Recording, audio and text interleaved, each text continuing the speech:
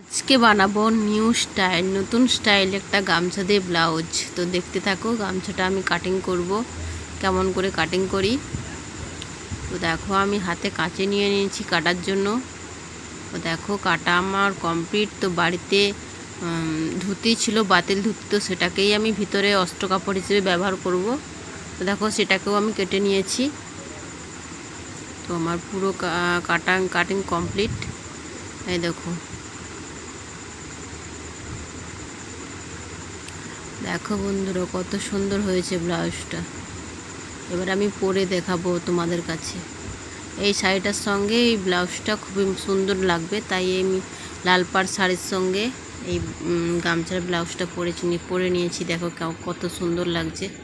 তো কেমন হয়েছে বন্ধুরা তোমরা কমেন্টে জানিও। ডিজাইনটা করলাম, তো ডিজাইনটা আমি ইউটিউবে দেখেই করেছি। Thank you.